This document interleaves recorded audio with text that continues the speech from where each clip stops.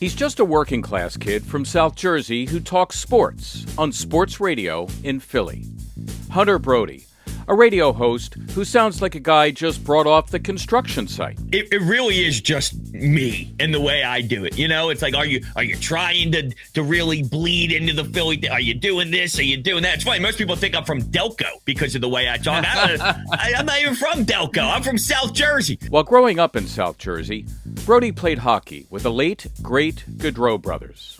His thoughts on his old friends and just being a Philly sports fan on the radio. Next on Fresh 24.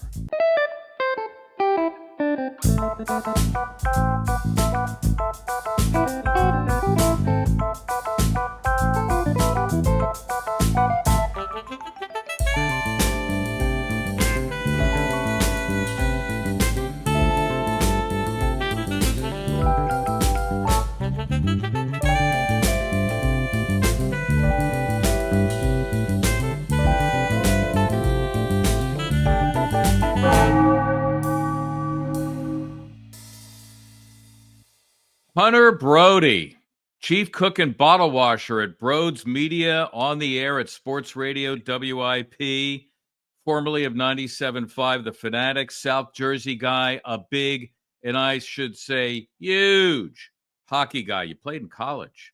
You're a husband. You're a girl dad. This can't be. The first time we met, December 2017, you were in college, and now, as they say, you're a grown-ass man. Hunter Brody, welcome to Fresh 24, my friend. Wow. That's all I have to say. I don't know what else to say other than that. And listen, that's what you've become. Oh, well, I don't even know how to respond to that. This is a very terrible start to a program. Here you go. Respond to this, all right? I'm going to read you something. See if you don't remember at least some of it. Are you ready? Yep. All right.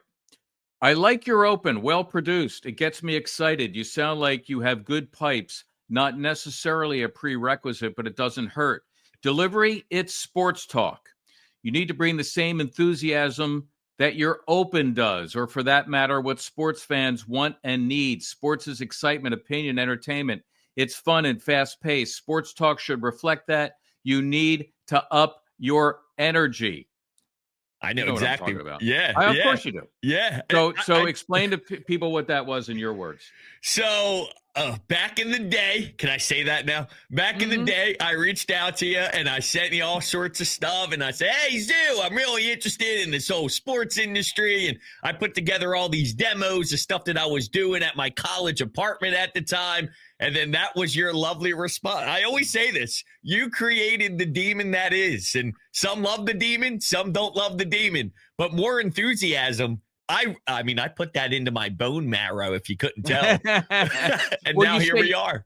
So that's interesting because you say you put it into your bone marrow, but is this who you are, generally speaking, you know, when you're with the guys, you're at a tailgate, or did you have to sort of inject that into you in order to become the performer that you wanted to be?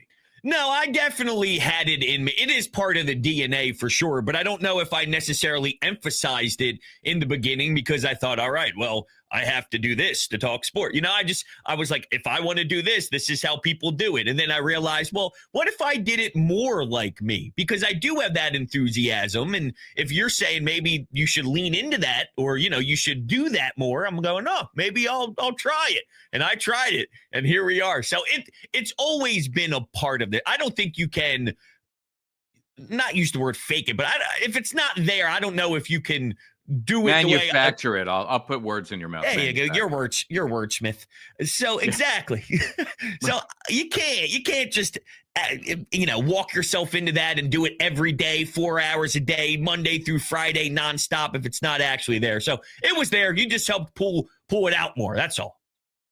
All right, I'm going to read you one more thing from our first meeting together, and here it is. I asked you the question that I ask all young people: where do you see yourself 10 years from now? And this is what you said. Sports radio. I sit there and listen to different hosts. I take notes on how different people do it, their kind of energy, etc. This weekend, I have a 7-hour bus trip. I guess you were still playing hockey then. So I'll listen to Mikey Miss or Gargano. Can't imagine doing anything else. You know what? It hasn't even been 10 years from that point, and you've been doing it now for some time. For the other dreamers out there, what is it like to do something that you dreamed of doing all along? Yeah, it's a great question. And this is just the way I view it. I'm sure a lot of people can look at different perspectives on it, but I don't want this to sound the wrong way, but like when I was there and when I was listening, I knew I was going to make it because I wasn't going to allow myself to not make it. So now that I'm here and I'm reflecting back, some may say, oh, wow, it's crazy that I did this or it's crazy that I did that. And I almost think it's not crazy because I knew what I was going to do. I knew I was going to take the proper steps to be there. So my point is, in a positive way of shining light on it is if you make it your goal and you do what is necessary to reach that goal, you're going to reach that goal. Just do it. No matter if people say you can't, because I heard that a bunch of times. And trust me, I still remember people who are close to me that laughed at the idea of doing radio or laughed at the idea of even making it to college hockey at the time I was grinding to do that. But I just stayed focused on my goal. And I knew if every day I took a step in the direction to make it happen, I will eventually get there. So that's sort of my view on it. It's more along the lines of, it's not a wow, I can't believe I did it, or wow, I'm so lucky to be here. It's not, I did and set out my goals to be here. And this is what happens when you focus on those goals and do everything in your power to reach them. So that would be my response to it. How did that affect you? People close to you, friends, family, whatever, who were the naysayers? How did that affect you? It drove me, that's for sure. And it's a shame because I know it wasn't out of a bad spot or anything. And you know what? Maybe if they said, yeah, go ahead, you'll be great at it, whatever. Maybe I wouldn't have the same drive. Maybe that is why I am here today because of the naysayers. So maybe I should almost emphasize that a little bit more. But it drove me. There's no doubt about it because I had family members who said, why don't you join the family? We had a family business, union electrician. Go join the union, solar panels. It's great pay. And it is. It's great pay. 50 plus an hour, this, that, union dude, that, whatever. It's all great stuff. I'm not doing it. I made sure I'm not doing it. I will not do it. And I think that stuff is why I actually had the fire to make sure I stayed focused on my goals. But there's no doubt about it. That's what definitely started the hunger was you're not going to do this. You're not going to do this. And the funny part is they all love it now. They all love it now. Mm-hmm. Yeah. I said, what? Yeah, that wasn't me. That wasn't me. Okay. All right. So, as I recall, by the time you were in college, you created something called Brodes Media. It is essentially you and all the outlets that you produce content for, including a podcast, YouTube, what have you. It sort of reminds me of a conversation I once had with Jim Nance, who I quoted in the first sports media textbook that I wrote. And he talked about his friends, and he was in college, his friends going to parties and doing this and that. And he'd be off doing work for free at the local radio or TV station. Were you that guy? No, you did your share of partying. Yeah. Yeah. But you know what? You still had Brodes Media in college. Yes. You transferred from Stetson, where you were playing hockey, Stevenson. to Rowan. But yes, Stevenson.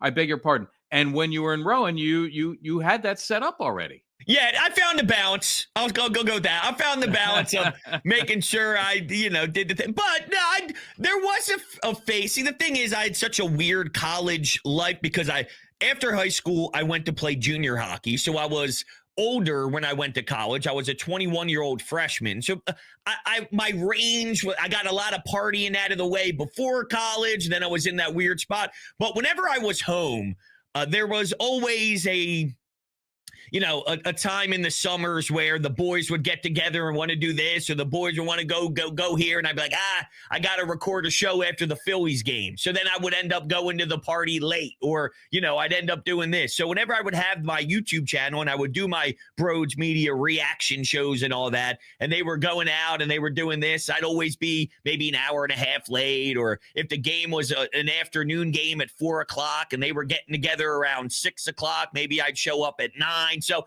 there were times where I definitely decided to make a business decision for what was going on with Brodes Media at the time, and then just catching up on the partying later. So there were times where I had to do that for sure. Touch on some of the big breaks you received early on. I would say the first big one was down at 97.3 ESPN. And I cracked in down the shore, just to be clear. Yes, down the shore in Atlantic City. And I snuck in there as an intern for Harry Mays and Eitan Shander, who were doing a midday show there. And I was just the guru with the social media stuff. They didn't have anybody to do social media. So I would take their shows, I would clip it, I would put it together, and then I'd post it. And they loved it so much. And then by the end, I ended up getting a producer job there, and I was doing weekend producing at 97.3. And then from there, I ended up co-hosting with Mike Gill on the afternoon show there, the Sports Bash with Mike Gill. So one of the big breaks, just getting my foot in the door at 97.3, was just to end up cutting audio and posting it online. And I remember something you said to me too, going back to early on, is do everything, whether it's play-by-play, whether it's sports talk radio, whether it's stuff online, whether it's this, whether it's that. In this field, you got to know how to do 5 billion different things, because you never know what is going to help you kind of get in there. And I had that in the back of my head. And, it's funny, cutting up social media clips is what really started me on the traditional radio sense. And that's how it's got to be. No one's just going to barge into the door and say, hey, I'm sitting in that chair at 2 p.m. to do afternoon drive. It just doesn't work that way. So my first break was actually down the shore cutting up audio. And then from there, it just kind of took steps into the producing, into the hosting. And then, you just kind of keep adapting.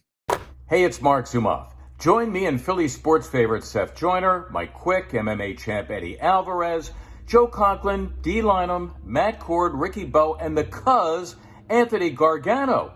What a lineup. We want you to join us on the Bet Parks team. Bet Parks is the official winning partner of the Philadelphia 76ers and the only casino and sports book that yours truly, Marc Zumoff, recommends and uses. Whether your team scores or not, there's always another way to win on the Bet Parks online casino and sportsbook app. Bet Parks has your seat with a live dealer for all your favorite classic casino games. Right on your phone and wherever you are, the tailgate, the stadium, on your couch. Double down on fourth down. Make downtime fun time. Play live dealer blackjack, craps, roulette, and more while watching the game. Bet on all your favorite sports. Bet the Birds, pro football, and college football. Download the Bet Parks app right now and enjoy all the action and excitement from the casino at your fingertips. Play hundreds of exciting online slots. New users download the Bet Parks online casino app and sportsbook and get up to $1,000 casino bonus back if you're down in the first 24 hours. Casino bonus must be wagered. See betparks.com for details. Must be 21 and in Pennsylvania, New Jersey, or Michigan. Gambling problem? Call 1-800-GAMBLER. You play for fun. You love to win. You bet. Bet Parks. Yeah, you produced a podcast and then you got a job in terrestrial radio. And what a great gig. You talk about afternoon drive at 97.5, The Fanatic. And here you are, you're riding high, you're doing sports talk in your hometown, and then, the business is crazy and they let you go for monetary reasons. How did that hit home for you? Yeah, it wasn't great. But this is the thing, and a lot of people reached out who I didn't even communicate yet in the business, and it was all very positive notes, and they said, listen, this is the business. If you're going to make it, and this one stayed with me the most, if you're going to make it in this industry, unfortunately, this isn't going to be the first time it happens. So it's just, it's one of those things where it's out of your control, and what are you going to do about it? And then I realized, well, there's something I can do about it. There's another station in this city, and we're going to see how we can, maybe crack into the door over there. So it's just one of those things where, you could look at plenty of athletes, for example. How many times was there someone who got drafted? Tom Brady's the perfect example, but how many people missed out on Tom Brady before Tom Brady? Or how many times did somebody get doubted or this and that? And, whether monetary reasons, this, that, the third, no matter what it is in the world, people are going to be great at what they do and decisions are made. And then you got to somehow go off into another direction. So the reality is, this isn't going to, if I'm going to make it in this might not be the first time, and you just got to be prepared for it and move on. And you can't just sit in it and soak in the nastiness of it. You got to keep pushing forward. So I did my best to say I was grateful for the opportunity. At the time, I was 28 years old, hosting Afternoon Drive in Philadelphia. That's big for the resume. I got to do it for a year. That probably helped me when I did go knocking right next. It's like, hey, look, I just did Afternoon Drive in Philadelphia for a year. So I looked at it as I got to build my resume. I got a lot of experience, a lot of reps. And, that's kind of how I view every shift is, am I getting better with these reps every day? And I got a chance to do that there. I'm listening to you speak, and you are so true to your roots. You say you were a kid who grew up in a family. I know your grandfather had the electrical business. Your dad did the finance, I think, for a bunch of auto dealerships in the area. You were basically, a young middle-class kid growing up. You had the work ethic, obviously, but your family was pretty much just on the down low. And it's not like you polished up your act in college. I hear you talking, and I'm going to say this, because I love you. You had the Philly accent still. You drop your G's on words. You know what I mean? But that's who you are on the air. Does that help you? Does that help you to be more authentic, do you think? Because it is authentic. It's not you trying to be somebody else. Yeah, no, I do get asked this a lot, like the emphasizing of it, this and that. And it really is just me and the way I do it. It's like, are you trying to really bleed into the Philly thing? Are you doing this? Are you doing that? It's funny. Most people think I'm from Delco because of the way I talk. I'm not even from Delco. I'm from South Jersey. But no, I literally I let it rip. I just let it rip. And it's funny we're talking about the authentic part of it and all that. I like to bounce around the main day hosts at WIP, sit down with them, just talk to them what it's like, how long, what does it take to stay long in this business, the industry, all this stuff. And I most recently sat down with Ike Reese maybe 3 or 4 days ago. And I was asking, what do you hear when you hear me and things of that nature? And I wanted to hear about his background and stuff because I didn't know about the early stages of Ike behind the scenes when he was a player and he was interning to be a studio analyst during his time on the field. So I learned a lot, and I find that stuff fascinating to hear everybody's roots. But one of the things is like he had to get over that in the beginning. But once you do get over the style and the voice and the delivery and all, it's like there's something about it. So I think that's what it is. It's almost when you first hear it, I get it. But once you learn more about what it is that I do, I think it's like way more relatable, if that makes sense. But that's just based off of the reaction that I get from others listening. It seems there's a common denominator is I had to get over it. But once I get over it, there is this thing. There's something about it that is unique. It's different. It's authentic. It's the sound. And then you really get to appreciate it. So I guess I'll tell people, just wait until you break through. It's an acquired taste. Yeah, no. And a lot of people have acquired it and like the taste. Tell me basically what you do now, because it's not like a 9-to-5 gig where you're punch in and punch out. Yeah, it's all over the place. So I do a lot of stuff at night for Brodes Media. So normally when a game is over, it's been weird with the Super Bowl because I've been doing daily Eagle stuff, and I've been uploading that around 9 p.m. So once I put down the baby, let her take her little nap for the rest of the night, I'll sneak down here around 8 o'clock. I'll do a little maybe 30, 35-minute daily, let's get pumped up for the Eagle stuff. But normally I'll do a show around 10 o'clock at night, maybe after a big Sixers game or after a Flyers game. I'll do a post-game show. And then from there, I'm on WIP maybe 3 or 4 times a week. So whether it's 10 o'clock at night, that night I'm on WIP, or on the weekends, maybe 3 to 7 p.m. So it really is week to week, bouncing all around. And then I'll find a way to sneak on in whatever I need to and record at random times and all that stuff. So that's kind of what I'm doing now. Mostly WIP, Brodes Media, and then I do a lot of stuff on Bleacher Report as they are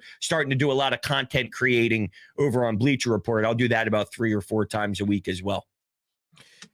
You say on your website, and I quote, "I'm Hunter Brody. I go by Brodes, and I scream, yell, cry, and show passion as a diehard Philadelphia sports fan. I want to talk more about the uniqueness of being a Philly sports fan. And as I said before, you're a big hockey guy.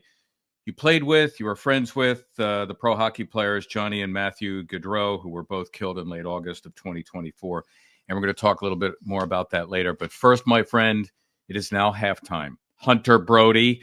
And the first part of our halftime is brought to you by the great folks at Garage Beer. Yes, it is. The Garage Beer 6-pack of questions. Garage Beer, beer-flavored beer. Find some near you at drinkgaragebeer.com. I'm going to give you a choice between two things, and you just blurt out the answer. Okay. Don't think, just blurt. You ready? Mm-hmm. I know you're a blurter. Here we go. Cheesesteak or soft pretzel? Cheesesteak. Center City or South Jersey? Ooh, Come on! South Jersey. South Jersey. Gritty or Philly Fanatic? Fanatic.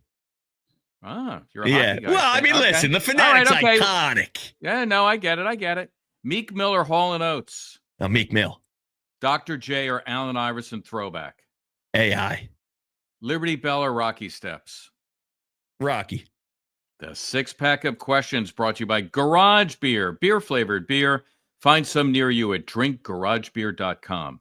And now, my friend, a handful of artists from my music library, the 69-year-old guy. You tell me if you have them or not. Are you ready? I am. Mount Joy. No. Green Day. Yeah, here we go, Green Day. Here we go, Green Day. One you don't have, Miles Davis. Yeah, nah. One of the greatest jazz musicians of all time. Do me a favor. Some Sunday night, you're sitting around, nothing to do. Everybody's tucked in bed. Listen to a little Miles. I'm telling you. Okay. You'll get a vibe. AC/DC. We can go with yes. Pearl Jam. I like some Pearl Jam. All right. So I'm getting the sense that, I'm just skirting the edge here. I haven't really hit home with anybody. Who are some of your musical go-tos? Yeah, so I'm into hip hop, and that's my number one stuff. Whether it's Kendrick obviously is hot right now, and Snoop Dogg, 50 Cent, Lil Wayne. So that's kind of my vibe. But when I do jump into other genres, I'll throw on a Pearl Jam at the gym, right? Get you a little pumped up, whatever. Just a little something different. A Red Hot Chili Peppers, that kind of vibe. If I'm trying to go a little outside of my comfort zone with hip hop, AC/DC. So that's when I want to get away from my norm and I put on something different. I'll tap into those artists. How's that? Okay. It sounds good to me. Okay. You're a South Jersey guy, Gloucester Catholic. You played hockey most of your life, and you played on the same ice as the late Gaudreau brothers. Matthew played as much as you went as high as the high minors. And of course, Johnny, a terrific NHL career, 11 seasons with Calgary and Columbus. In fact, one year he had 40 goals. For background, both were killed late last August, riding their bikes in Salem County, South Jersey. A man's been charged and is awaiting trial. Now, I ask this for anyone who's had to deal with tragic news, with grief. How did you process something like that? Yeah, I don't know if I did. I really don't. My wife and I will randomly just kind of talk about it whenever we see pictures and we're looking through our camera rolls. I don't know if it's ever going to feel real. I really don't know if it's ever even going to hit, and I don't know what's normal. I've never dealt with anything like this. I dealt with family members who have passed, but, maybe they were in their upper 90s and it's just natural causes and things of that nature. I never experienced something along these lines before, so I don't know what the experience is. So it was very new to both of us. And sometimes I even reflect back on whether it was, seeing the family, whether it was going through the funeral. I don't even remember going through it. I don't know how we did. It just seemed like we were going through the motions for about a week there when everything happened. So, yeah, got the dogs barking. Yeah. As if on cue. Go ahead. No, I don't know what else I would say. It's so hard, and it's even I don't even know if it's hit or if it ever will. When you're playing with Johnny, and I'm sure as you guys were playing as kids, he was head and shoulders. Any idea he would get as far as he did? Not that far, only because of the size. That was it. It was just he was so small. But in regards to what he was doing out there, I mean, it was so clear that his hands were better than everyone else and all that. Every single time, everywhere he went, all he did was win. Like he goes to the USHL and he plays for Dubuque. And I remember at that time, you're going to play junior hockey. We're all like, wow, that's the dream. And then that year he goes and wins the whole thing and he's winning the cup of the USHL. And then he goes to college and he's playing at Boston College. And I remember watching on ESPN, here he is winning the national championship. It's like everywhere this kid goes, he's not only winning, he's a part of the win. He's why they're winning. You know, it's not like he's a third or fourth liner and he just happens to be on these stacked teams. He's part of the number one line in the country for NCAA. So it's just like, you just watched him and you knew he was great, but you always wondered about the little kid and is it going to work once you get to the big dogs? But it sure worked. I mean, it was remarkable. It's just like, how are you that good? How are you that good? Well, listen, you weren't bad. I mean, you played in college, Stevenson, as you mentioned, I think D3, right? Yep, D3 NCAA, yeah. And then at what point do you pull the plug and say, all right, this is about as far as I can go. I got to do something else. I'll tell you when it was. When I realized it was 5 a.m. and I'm sitting there hang cleaning in the gym, right? And I'm going, nah. No, I don't have the fire. And I realized the fire that I once had for hockey from ages 4 to 18 or 4 to 22, it was 18 years of playing hockey. That fire that all I thought about was starting to turn into the microphone.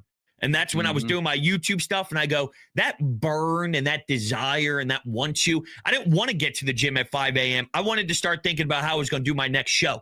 And then I realized that fire that I had for hockey was transitioning. And that's when I hung up my skates my sophomore year of college. And I remember that meeting with my coach. And that was one of my favorite coaches I've ever had. And he sat me down and, we had our end of the year meetings and I was just talking to him and I was being honest. I said, Coach, I love this radio thing. And he's from our area-ish. He coached at Newman and won a national championship with Newman, actually.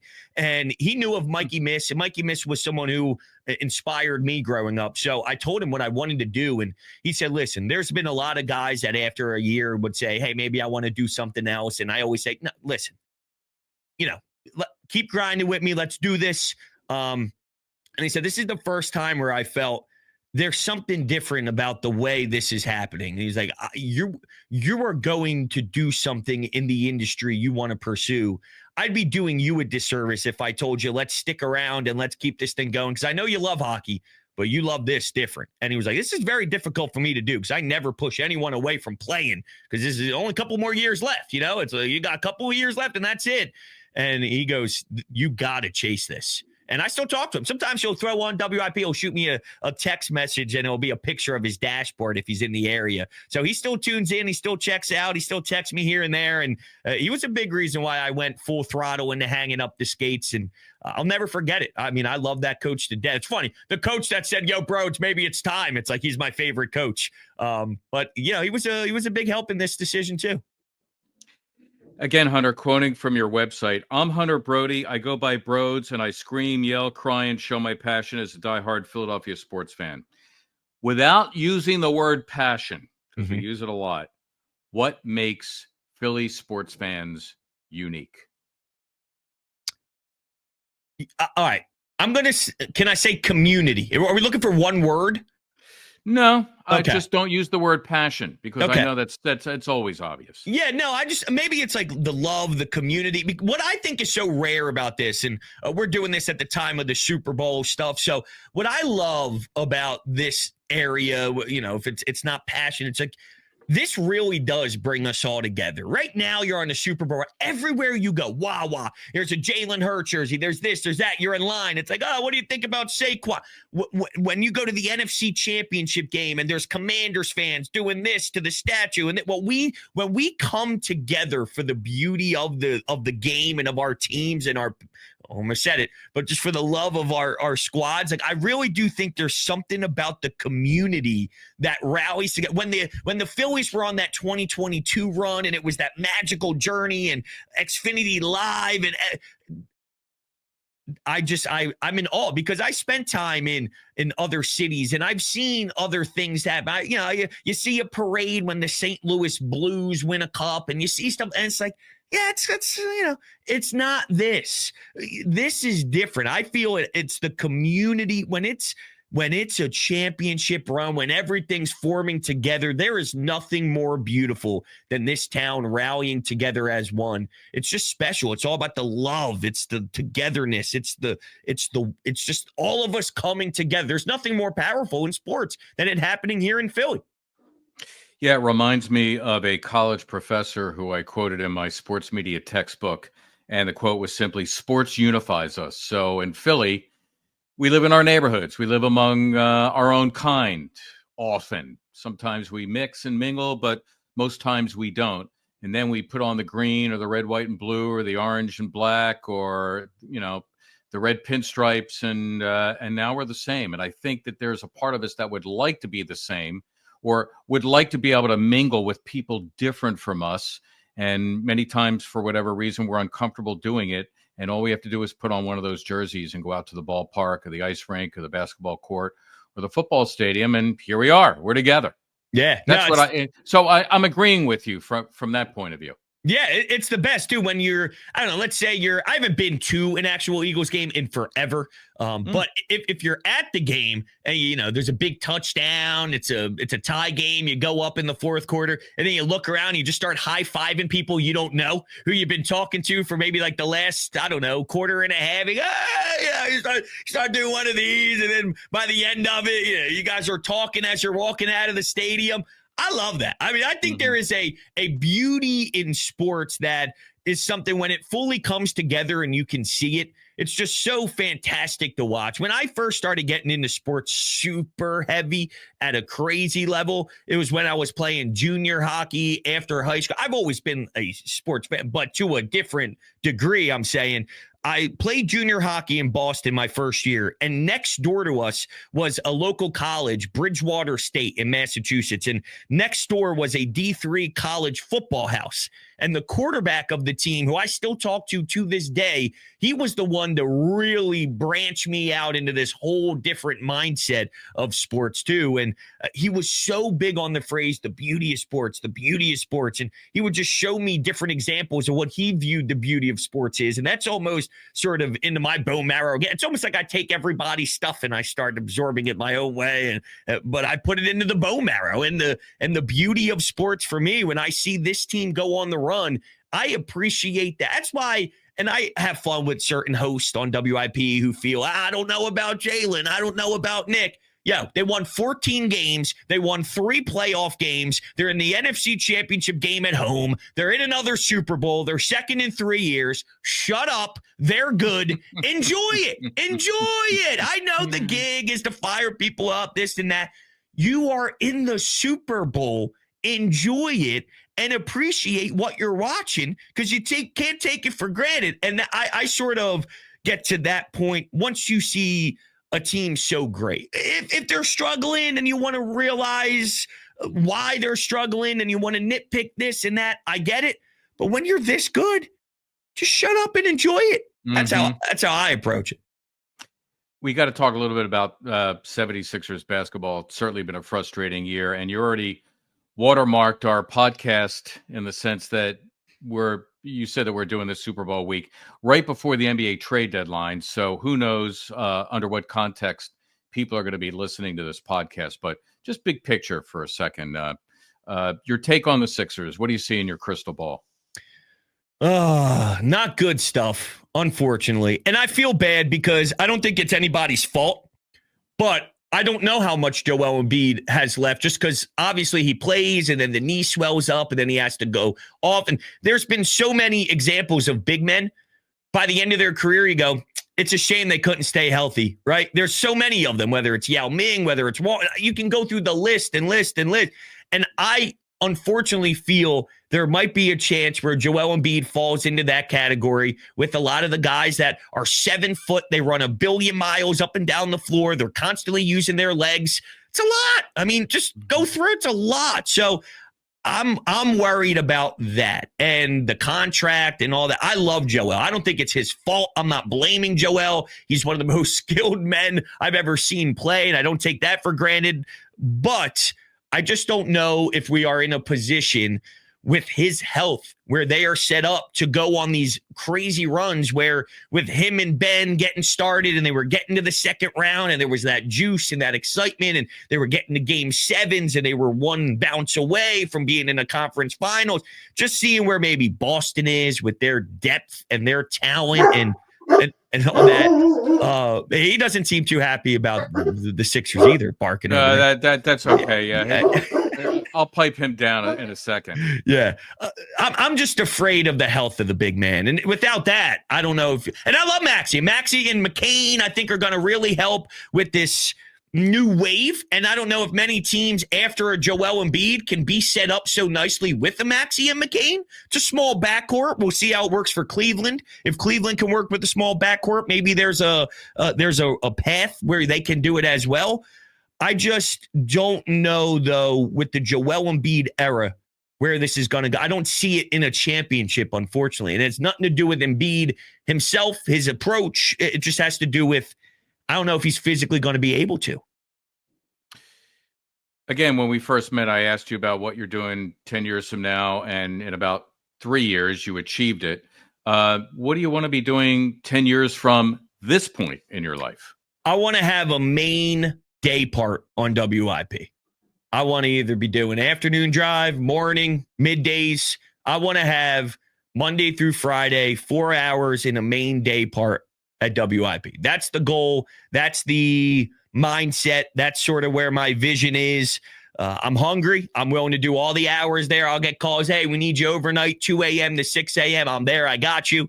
I'm willing to take any shift or text. Hey, can you fill in here? You got it. I'm doing everything I can. But at the end of the day, what I want to do in my life as I project Brodes in the media field, whatever, 10 years down the road, I want to be in one of those big chairs and have a main day show and have my name on it, Brodes and whoever, that's sort of where I want to be. Well, listen, you're a kid from South Jersey who's doing something even on a part-time basis and with your Brodes media that a lot of people never visualize. So there's no reason to think that's not going to happen, my friend. One last question before I go. I do want to ask, and you have a beautiful family. Is your wife a big sports fan? Thank you for that, by the way. And yeah, she is, but not as much as I am. And I almost feel the nature of what I do has maybe lessened her sports fandom because it's so overwhelming. But yeah, she does enjoy, if it's going to games, she does enjoy going to Sixers games. Not so much hockey, but I think that has to do with when I played hockey, it made us apart. I was living in Vermont, Boston, Maryland, and we had to do long distance. And I think she got sick and tired of hockey. So hockey almost evaporated from her fandom. She definitely loves the Eagles as well, but she's more casual rooting. I'll say this, her week doesn't change if the Eagles win or lose. Her life doesn't change, or the week, the emotion of it. She doesn't have the fist pump woo, but she's definitely excited to watch them if it's a big game, and she'll sit down and root. And, I think that's perfect. I think that's perfect. Good. What if I wanted to get an escape from the sports world? I'm done work for the day. I'm sitting down and I'm eating and I hear they should have got more than a second. Oh, well, listen. Should have got more than a second. I'm trying to get a breather. All jokes aside, it's almost the perfect amount, though. Awesome. All right, brother. You've had enough of me. Hunter Brody, proprietor of Brodes Media, future afternoon drive star on WIP Sports Radio. Thank you so much for joining me on Fresh 24. Of course. Thank you for having me. Hey, guys. Thanks for listening to this episode of Fresh 24.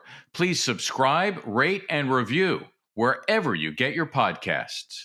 Check out our friends over at Philadelphia Sports Nation, a local Philadelphia sports site covering your favorite teams across blogs and social media. PHLSportsNation.com. Philadelphia Sports Nation. PHL Sports Nation. Enhancing your Philadelphia sports fan experience.